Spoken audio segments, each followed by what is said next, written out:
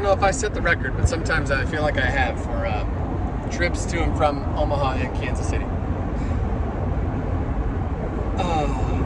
This trip used to be a lot more fun and eventful and full of love when I had the two kids that I no longer talk to or see. Made this city home for me. So these days, my trips to and from Kansas City, unfortunately, are more about nobody waiting for me, and the only people that are waiting with handcuffs today. So I just want to finally start, I don't know, sharing my side, see if I can help somebody else avoid such bullshit. God knows I got a little therapy out of all the responses I got the other day, and like a couple in particular, like, you know, I don't like being a victim and asking for help. It's very hard, and really I have to help myself more than anything. But it's a hard deal being a father, a loving parent of any kind, and not having your purposes, you know, the things that you thought you were doing it all for. And even more so when the reason why is shit. This drive doesn't feel like I'm going home either way anymore. I feel like I'm like definitely in limbo a little bit because you know, without my kids, unfortunately life can't be full for me. Some people can put it in a box and operate, and I'm not able to yet. So, which has as much to do with me as the reason they were taken from me. There's something about being so screwed over and so like annihilated in my situation and in situations like mine. The thing is, you never hear stories about men doing this kind of stuff to women. Not letting them speak to them, holding them hostage for money. Like, what money? The money's gone. Like, I don't even know what. So all it is now, all it's about now for me, it's with my ex is, I don't even know. Actually, I do, but it's about truth, which certainly not about the two kids. Mine's not always easy, but at least I live it. Like, at least I'm in it. I'd rather be here than fucking winning and not fake, but just manipulative and lying. And like, I never wanted to talk bad about my kid's mom or their grandma. But I'll just say it, they're evil, to be honest. And if they would have just stopped, I never would have. But like, they just keep coming. They just keep coming. So, you know, I'll just share this one last story because the day it all changed for me, and not only was I a good person to my ex-wife and her mom, and I guess her lame-ass, lying-ass boyfriend now, who they all have protection orders against me because I came over to the house when my kids stopped showing up for soccer games, and I started hearing audio recordings of them telling the kids they were going to miss soccer games. Wait, hold up. This is more like it. I was really angry. And that this was a rite of passage. And wait till they see the look on their dad's face because I was coaching. It's like, it's pathetic in such a way that I'm done being quiet about it because it's just been too much inside of me. So like, anything that I've had in my life, I've worked for, and I've lost a lot of it because somebody wants to take it from me. And I'll give you more examples. I was coaching soccer teams, so she would file a motion to tell me I couldn't coach anymore. They would say, why? Well, he talks down to us, he does it. And then I thought this dude was coming along to be a part of the solution, Brian. And he jumps right in and has now replaced me as their dad. And here's why. I went over there to see where my kids were for another soccer game after how many they missed. Last one of the year. Last one ever, apparently, because Brian's in charge now. And he answers the door. Hey, Brian, where are the girls? I've been trying to get a hold of them. Oh, because they don't call or text anymore. Not in 500 days have I spoken to my kids by phone. It's awful. It's abusive. It's terrible. And the same goes for their brother. That's why they're missing one. Oh, I can't even get into it, but I'm just happy to, like, bring some truth to it because my kids, like, they were all I had, and I lost mine. Twice. And I take responsibility for some of it, but I just like that's the worst punishment any parent could ever wish or could ever like fear. It's like, what do you ask anybody, any parent? What's their biggest fear? They don't want to die before their kids do. When you lose the childhood of your own child, and you do it every day, and then you get taunted about it, and then you drive down to these hearings like I am today, and you get blown over and bullied to and from. The last hearing I was at, which I've been to 65 now. She's won 64 of them. The only one she didn't lose was when she modified and agreed because she was convicted of child abuse. The mother of my children caught wind I was evicted and taunted me about it. And in the courtroom hallway in front of all the attorneys after I lost said, "What's your address? What's your address?" And I looked back and I said, what the fuck are we doing? How are we not working together, and how are you celebrating the fact that I'm struggling still? She modified right back. And here we go again, but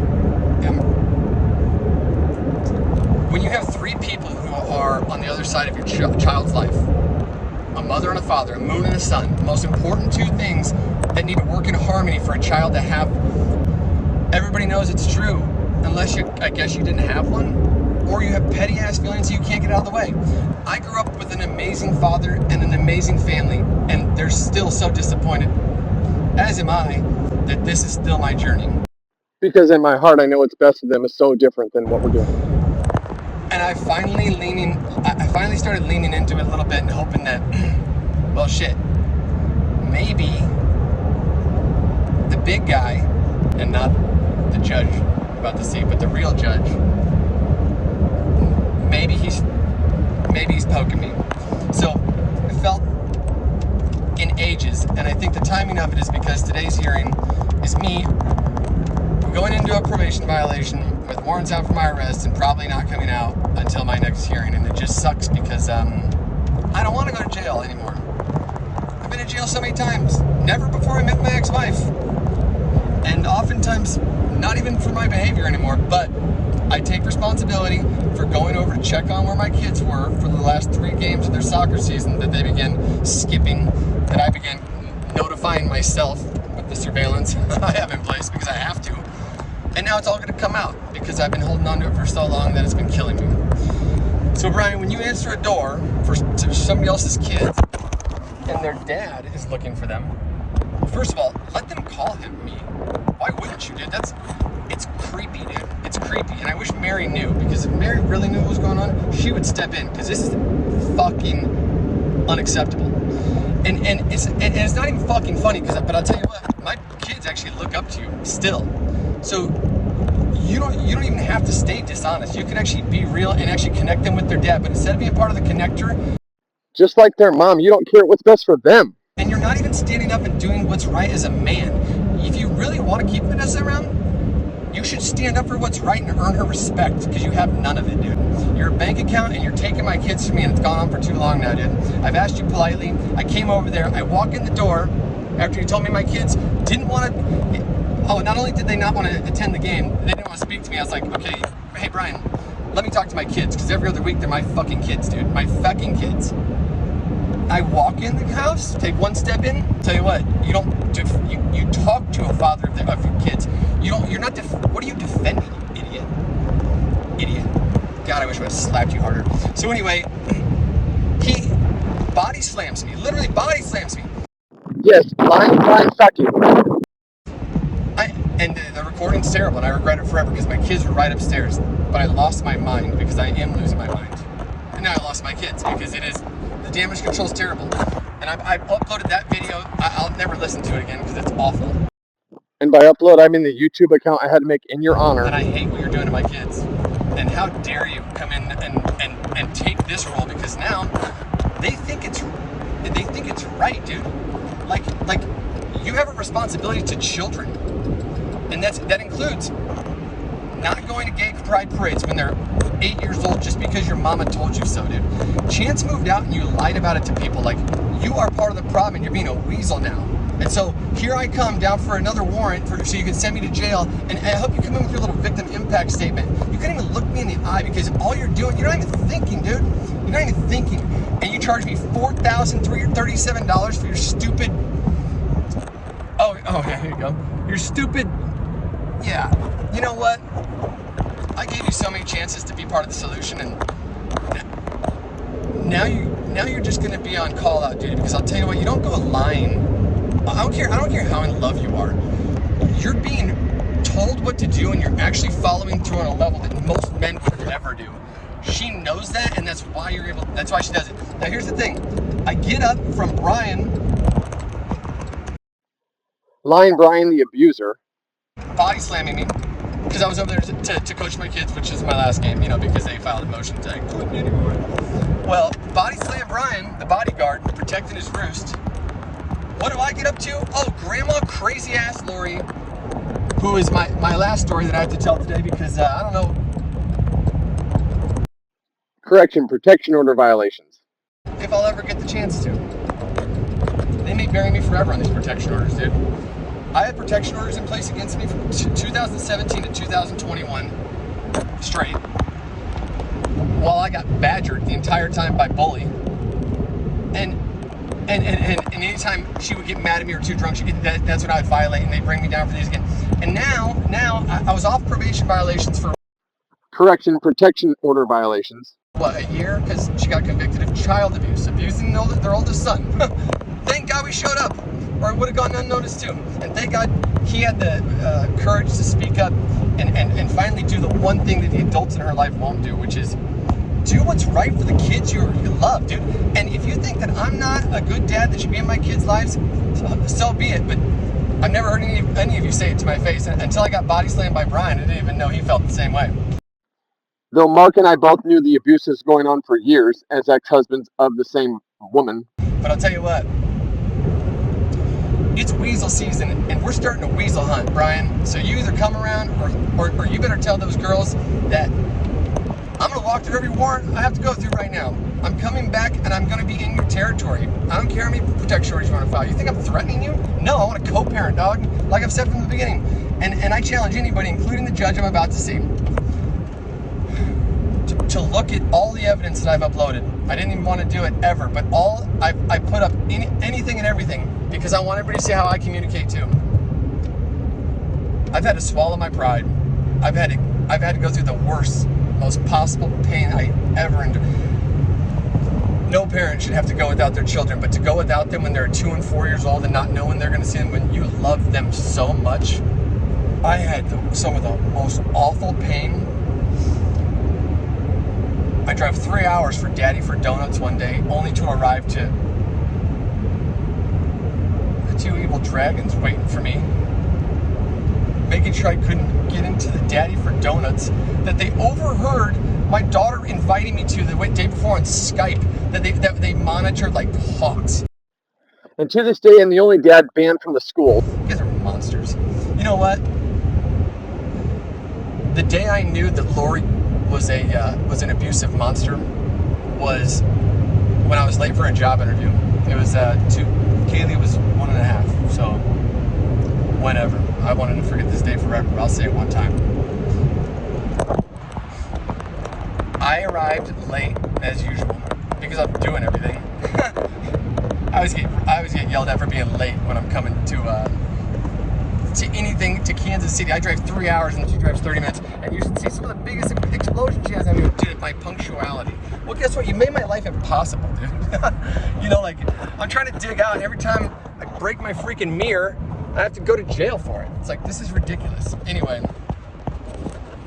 I was late, and Kaylee had just pooped her diaper, and I could tell, and I was like, oh my God, Lori, like, I'm late. And looking back, I guessed. I thought she'd be excited to see Kaylee, frankly. But she did the opposite. I had to drive downtown to interview with, what are they called? I don't even know. They're the insurance. Spring Venture Group. It was a long interview. It was a group interview. It was in the afternoon on like a Tuesday, and I got back at right before the kids were getting home. So it was like, my interview was at 2. I left Kaylee with Laura like at 1:30, and I came back and I heard the most what is it called? Blood curdling screams you'll ever hear in your life. As a parent, it's like it arrests you. It's like, and I've heard them since, unfortunately, or something similar. Back when they were able to. I ran into place. I said, who's hurt? Who's hurt? And I see Lori sitting there. I'm like casually, like, she's got her legs crossed and she's just looking at me. I'm like, wait a minute, why is, there's a horrific scene right here and and then I realized what had happened. She left Kaylee for 2.5 hours in her own shit to punish me, her dad, who she hates so much, for saving her daughter and reuniting the relationship. Kaylee was, I'll never forget it. She had rashes for a month. It was, I wish I could have a protection order for punching you in the face that day. I wish I could have punched you until you were unrecognizable so we wouldn't have to see that smirk ever again. That's what I wish. I wish. And I wish somebody else would have done it so you didn't have to fight for all your dead, deceased husband's will against his family. You're a sick person, dude. Marry somebody for money, not for love, and can't even teach your daughter how to feel or receive love. You know how many? Ask her how many cross country events she showed up to. Oh, how many did you show up to, Lori? You're such a good parent. You're such a good grandparent. You're steering the show. How many? Oh, what? You didn't go to one? Oh, and then you got mad at your husband for going because you're an insecure weirdo who married a guy 40 years older than you, and you thought he was competing for your daughter, and you scared her off for that reason. She became a stripper in Colombia, and that's what we have today. And now I'm trying to work with this, dude. I am no better than anybody, dude. I'm a drug addict. I'm not an abuser. I'm not an abuser. But anyway, a lot of people would think that I am because I have to go to battery classes. So, and it's not for like Energizer Bunny lessons. But jeez, the amount of protection orders I've had, I should beat something. I deserve a couple beatings. There's nothing funny about this, but I'm telling you right now, it happens to men all over the place because I've been around them. I've sat in the jail cells with them. I've seen, oh my God, and you know what? The only men it can happen to are the ones that actually care. The ones who actually want to stick around, who are trying to fight for their kids. I have nothing left to take. And yet I'm going to go to court today like I do every other day. I'm going to walk through it and cry like a bitch when I get behind the jail cell for the first night until I meet probably one of the gay guys who like usually take me in and they can see that nobody's bailing me out. And I'm just kidding. Why did I say that? Anyway, I don't mind gay people. I do mind kids transitioning to be another gender at a young age, especially when it's by a proven psychotic person. Like, Vanessa needs help. Can somebody step in? Danielle, we'd like your help. God believes in you. You need to help Vanessa. Lori, you're no good. Stay in the basement. Vanessa, I did nothing but try to help you. We met. I was on a blind date. To my surprise, hottest girl to date in my life that ever hit on me. And that's what you did. I never saw you again for about a year because the flood and Deluxe closed. So when you came walking by my office selling things business to business, I was elated to give you an opportunity. And especially because all the guys up front were already drooling over you when you walked in. But you could have been more than that. You could have been more than that. And my daughters have to be. You came in and right away there was drama. And I remember it like it was yesterday because it should have told me everything. But then again, that was when I used to trust people and used to believe people to a fault. I didn't know it was a fault until you came along. You've hurt me more than anybody ever has, and you're the least one to deserve to. Because Mark Scarrow wrote a letter, you should read it, about how we fought to get you hired. Because you had no experience and you were terrible on the phones. You made my coffee every day, and then you began to sit on my desk to compete for my attention. And that made me feel good, but only because I was coming on the heels of a real tragedy in my life. The biggest car accident I'd ever been in before the one that you brought into mine. All of my other employees wrote letters as well. And why? For these two beautiful little girls who I love so much. And yeah, that is why. Because the reason you're mad at me and the reason you left me the way you did is because you knew I loved them. And when you saw me love them, you knew I didn't love you. And we kind of talked about it. And I told you I was going to stay with you anyway because I always would, but we could talk like that because you lied before about big things. Now, I wouldn't find out until 2 years to the date on Kaylee's birthday that you were still married to Mark. You snuck him in the hospital to sign the affidavits that you'll see in the evidence on Emma's birthday while I was at home with a social worker.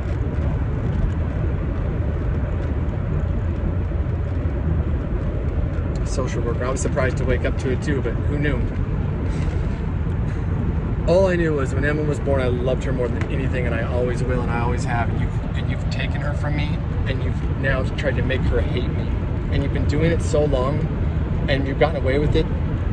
And because the legal system has approved it, and because the supervised visitations act as if it's okay, Emma, a smart girl, but with 99% of her time spent with a monster, she started to believe it. And now my daughter probably doesn't want to see me. So these trips are awful. I'm driving to literally hell. And I'm going through it for people that don't even really want to see me, but I love them so much. And guess what? Your grip on them cannot last forever. And this is the last thing that's left to do, which is like, I guess, expose you, but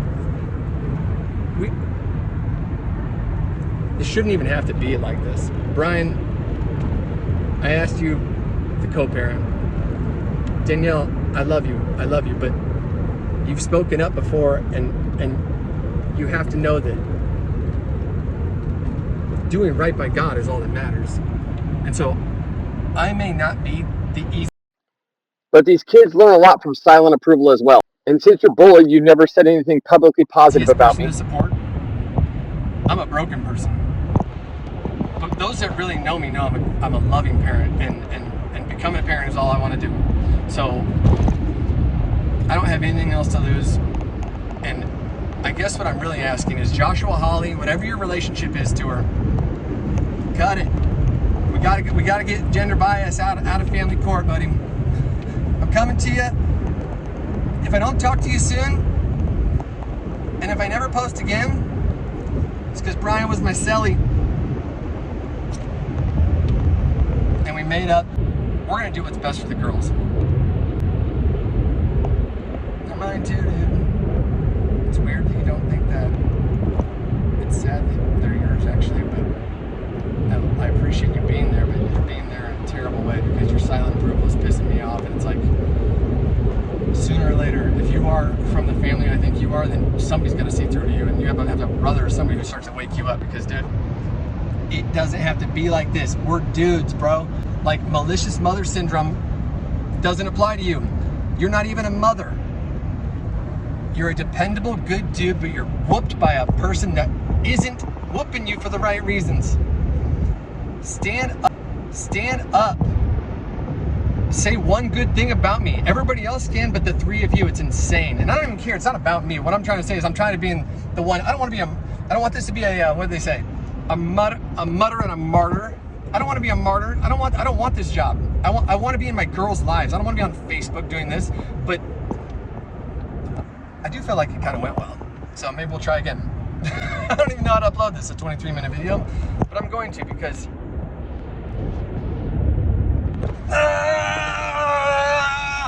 somebody got to do it.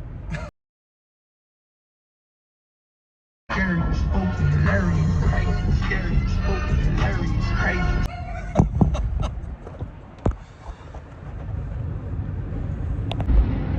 Hey guys! Will somebody look after my kids? I think they lost their phones, their tablets, and their computers, because I haven't heard from them in 500 plus days.